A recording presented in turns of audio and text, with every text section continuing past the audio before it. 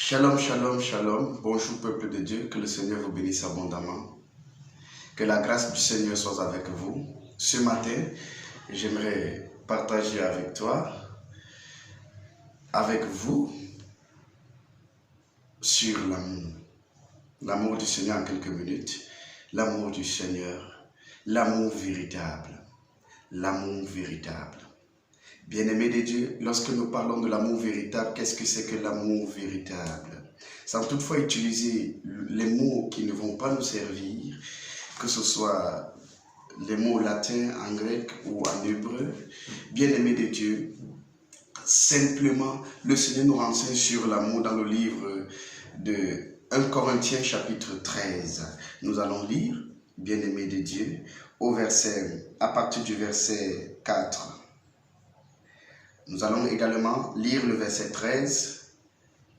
La Bible dit: l'amour est patient, il est plein de bonté, l'amour n'est point envieux, l'amour ne se vante point, il ne s'enfle point d'orgueil, il ne fait rien de malhonnête, il ne cherche point son intérêt, il ne s'irrite point, il ne soupçonne point le mal, il ne se réjouit point de l'injustice, mais il se réjouit de la vérité, il excuse tout, il croit tout, il espère tout, il supporte tout. L'amour ne périt jamais, les prophéties passeront, les prophéties prendront fin, les langues cesseront, la connaissance disparaîtra. Car nous connaissons en partie et nous prophétisons en partie. Le verset 13. Maintenant donc, ces trois choses demeurent, la foi, l'espérance, l'amour. Mais la plus grande de ces trois choses, c'est l'amour. Alléluia. Bien-aimés de Dieu, qu'est-ce que c'est que l'amour sincère, l'amour véritable? Quand nous disons « j'ai de l'amour vis-à-vis de quelqu'un », qu'est-ce que cela veut dire?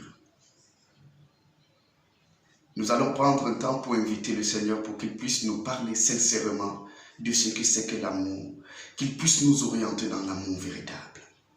Seigneur Jésus-Christ, au-devant de toi nous sommes. Nous te bénissons infiniment pour la grâce de la vie que tu nous as accordée. Si nous sommes vivants aujourd'hui, c'est parce que tu l'as voulu et toi tu veux qu'on puisse s'apprêter pour te rencontrer ce jour glorieux.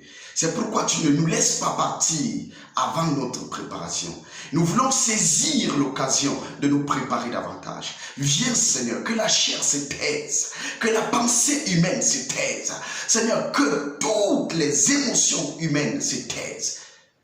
Que seul ton esprit, ta présence domine dans ce lieu, domine dans nos vies, nous qui écoutons, et même cet instrument que tu utiliseras pour communiquer, Seigneur, oh Dieu, cette exhortation. Que toute la gloire et l'honneur te reviennent en toutes choses dans cette exhortation. Au nom de Jésus-Christ. Amen. Amen. Bien-aimé de Dieu, aimer, tu peux dire que j'aime quelqu'un. J'aime une personne. Et lorsque tu dis j'aime une personne, qu'est-ce que cela veut dire? Qu'est-ce qu'on attend de toi lorsque tu manifestes ton amour vis-à-vis de quelqu'un? Ou bien, qu'est-ce qui est attendu de toi pour dire j'aime quelqu'un? Ou bien pour affirmer que tu l'aimes réellement?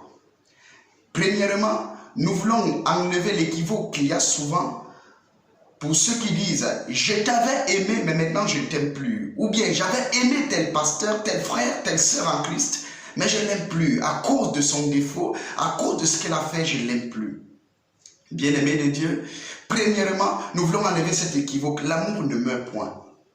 Si tu as aimé, tu aimeras toujours. L'amour ne meurt point. Bien-aimés de Dieu, il ne faut pas confondre les émotions, il ne faut pas confondre le plaisir à l'amour. Non. Ou bien l'intérêt à l'amour. Je peux m'associer à toi, chercher ton bien, te donner même, lorsque toi, tu me rapportes, ou bien tu fais quelque chose de bien pour moi, ou tu me supportes. En ce moment, ce n'est pas l'amour. En ce moment, ce qui se manifeste, c'est l'intérêt que je trouve en toi. Et je nourris cette façon de faire que j'appelle l'amour. En réalité, à l'intérieur, je ne nourris que la relation pour obtenir un retour. Si jamais je n'obtiens plus, en ce moment, la relation se rétrécit et ce que j'appelais amour disparaît. On devient comme des inconnus. En ce moment-là, on dit qu'on n'a jamais aimé. Ça, c'est pas l'amour. Ça, ce n'est pas l'amour. Quand tu as aimé quelqu'un, quand tu dis j'ai aimé quelqu'un, ça veut dire que quoi? Qu'il pleuve ou qu'il neige, que la personne ait des mauvaises intentions contre moi, que la personne veuille à ma vie, je l'aimerai toujours.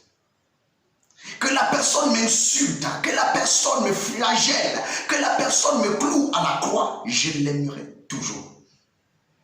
En cela, nous avons l'exemple du Seigneur Jésus-Christ.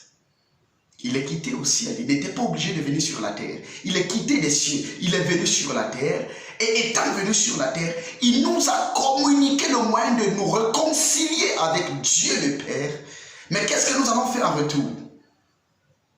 Nous l'avons saisi, insulté, régné, banni. Il était banni des villes. Il ne pouvait plus entrer n'importe comment dans des villes. Flagellé. Nous l'avons régné et nous l'avons cloué à la croix. Cela n'était pas suffisant. On a percé son côté lorsqu'on a découvert qu'il était mort. Cela n'était pas suffisant. On a mis sa tombe parmi les corrompus. Cela n'était pas suffisant. On a scellé sa tombe. Malgré tout cela, on a encore posté les gardes devant la tombe. Et cela n'était pas suffisant. À sa résurrection, on a propagé partout qu'il avait été enlevé par ses disciples. Le mensonge. Bien-aimé de Dieu. Mais à la croix, Jésus, le Seigneur, le Maître, le flagellé, le cloué, le crucifié, a dit, Père, pardonne-leur, car ils ne savent pas ce qu'ils font. Parce que moi, je ne regarde pas à leurs actes, mais je regarde à leurs âmes, à ce dont ils ont besoin. Ils ne savent pas que ce qu'ils font là est contraire à leurs âmes. Seigneur Dieu de gloire, Père céleste, pardonne-leur car ils ne savent pas ce qu'ils font. Bien-aimé de Dieu, il faut que tu saches, lorsque ton ennemi s'élève contre toi, il faut pardonner à ton ennemi et prier pour ton ennemi car il ne sait pas ce qu'il fait.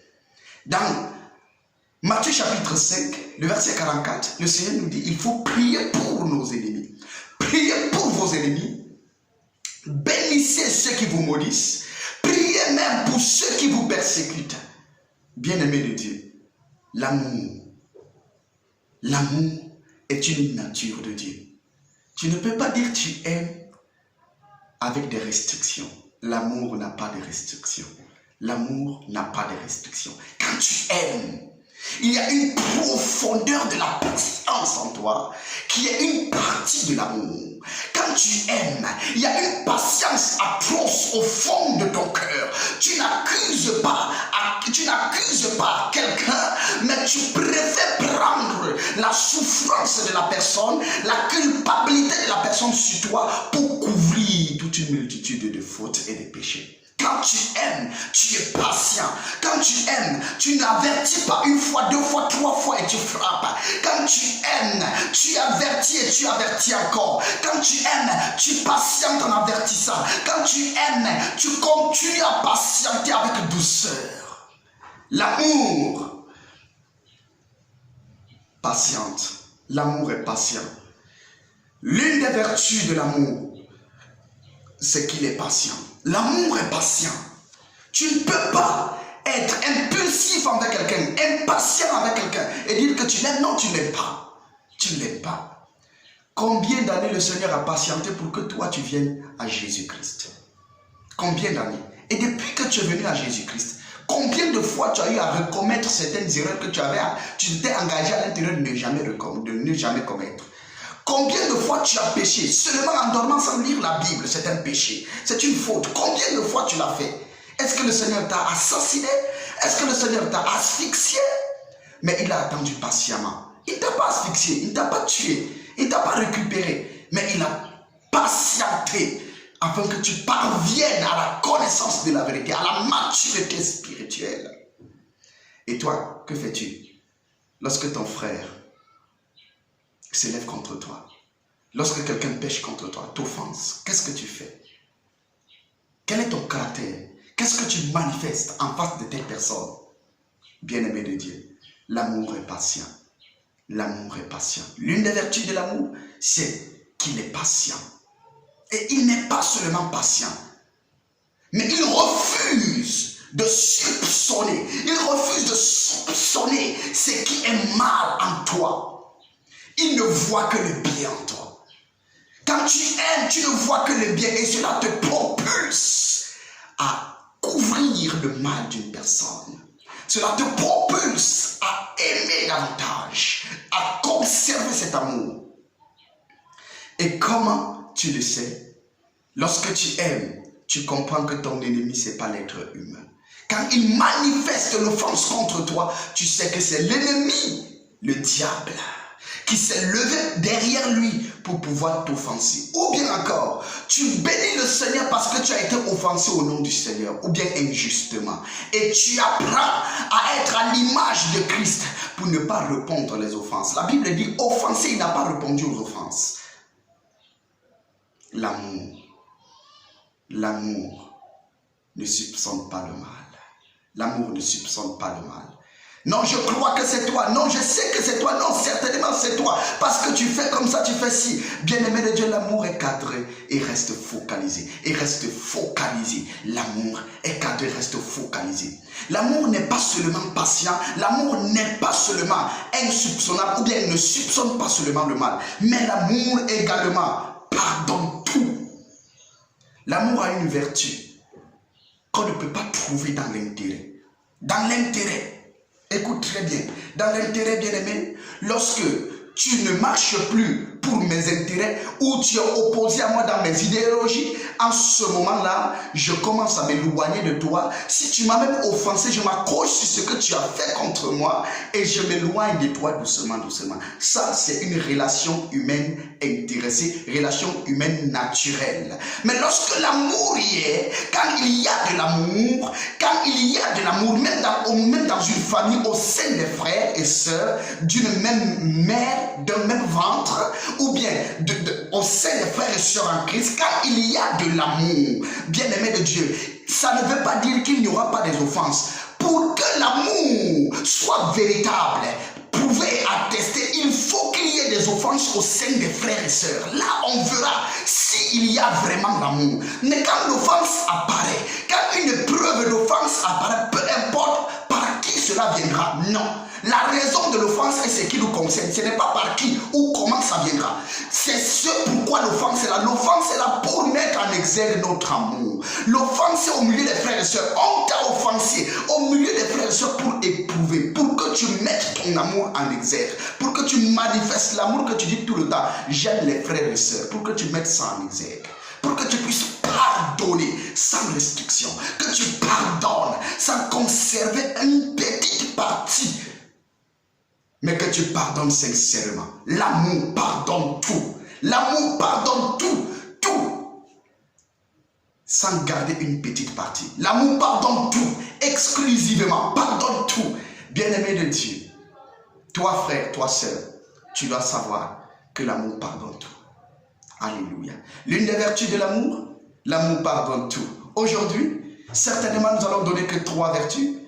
On continuera à donner les autres vertus après. Tu peux nous suivre par la grâce de Dieu. Et que le Seigneur te bénisse abondamment pendant que tu nous suis continuellement. Pendant que tu suis d'autres serviteurs de Dieu qui parlent de la parole de Dieu véritablement. Que le Seigneur te bénisse et qu'il aiguise ton être, qu'il aiguise ta compréhension. L'amour pardonne tout. L'amour, garde aujourd'hui les 3 vertus. L'amour est patient. L'amour pardonne tout, ne soupçonne pas le mal. L'amour est patient, l'amour pardonne tout, ne soupçonne pas le mal. Les 3 vertus de l'amour, aujourd'hui, nous te les avons données. On continuera prochainement à te donner les autres vertus, car l'amour a plusieurs vertus. Mais aujourd'hui, garde ces 3 vertus. Va et prends des résolutions sur ces 3 vertus. Applique ces 3 vertus dans ta vie. Pardonne tout. Tout ce que quelqu'un a eu à te faire.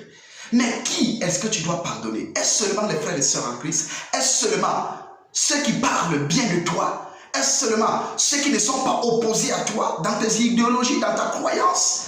Est-ce que tu peux aussi pardonner ceux qui ne sont pas des chrétiens? Est-ce que tu peux pardonner aussi Satan? Est-ce que tu peux pardonner aussi les autres? Bien-aimés de Dieu, écoutons ce que la Bible dit dans Matthieu chapitre 4, chapitre 5, le verset 42. 4. La Bible dit ceci. Mais moi je vous dis, aimez vos ennemis, bénissez ceux qui vous maudissent, faites du bien à ceux qui vous haïssent et priez pour ceux qui vous maltraitent et qui vous persécutent. Bien-aimé de Dieu, voici la réponse. Qui est-ce que tu peux aimer? Vers qui ou pour qui peux-tu manifester ton amour? Vers tout le monde. Même tes ennemis, même ceux qui médisent de toi en secret, même ceux qui te maudissent en face, même ceux-là qui bloquent tes affaires, même ceux-là qui se lèvent pour maudire tes entrailles, pour maudire ton foyer, tu dois les bénir, tu dois les aimer, tu dois les pardonner, tu dois pardonner tout le monde. Le pardon ne s'exerce pas seulement envers ceux qui disent des choses que tu aimes entendre, ou bien ceux qui parlent comme toi tu aimerais entendre ou aimerais suivre. Tu dois aussi pardonner tous ceux qui médisent de toi, ceux qui te maudissent en secret et en public, ceux qui te vomissent leur haine en face, ceux qui se retirent de toi, toi tu dois les aimer. L'amour pardonne tout, pardonne-leur, car ils ne savent pas ce qu'ils font. Étienne en a dit la même chose. Seigneur, pardonne-leur, ne les impute pas ce péché, pardonne-leur. Lorsque celui qui se dit ton ennemi, car toi tu sais que tu n'as pas d'ennemi humain, mais celui qui se dit ton ennemi se lève pour te maudire, dit, prie au Seigneur, ne prie pas non Seigneur, rembourse la personne, ou Seigneur, venge-moi, non. Ce n'est pas de l'amour ce genre de prière, ce n'est pas de l'amour. Dis plutôt, Seigneur, pardonne-leur, car ils ne savent pas ce qu'ils font. Que le Seigneur te bénisse. Shalom, shalom, shalom. Vous pouvez nous contacter sur WhatsApp. Vous pouvez nous contacter sur YouTube également, sur notre chaîne Ministère de la Réconciliation et du Salut en Christ. Vous pouvez nous contacter pour plus d'enseignements et d'autres vidéos qui ne sont pas mises sur YouTube. Vous pouvez nous contacter également sur WhatsApp, sur le 6 77 37 23 50. Que le Seigneur vous bénisse abondamment pour recevoir plus d'enseignements, plus d'édification. Ou si vous avez des préoccupations spirituelles ou bien des préoccupations dans la vie quotidienne que vous aimeriez partager pour que le Seigneur puisse vous donner les directives, vous pouvez nous contacter. Que le Seigneur vous bénisse abondamment et que le Seigneur bénisse tous les serviteurs de Dieu qui prennent la charge d'édifier le corps de Christ, qui prennent la charge de conduire le corps de Christ de près ou de loin. Que le Seigneur vous bénisse abondamment. Shalom, shalom, shalom.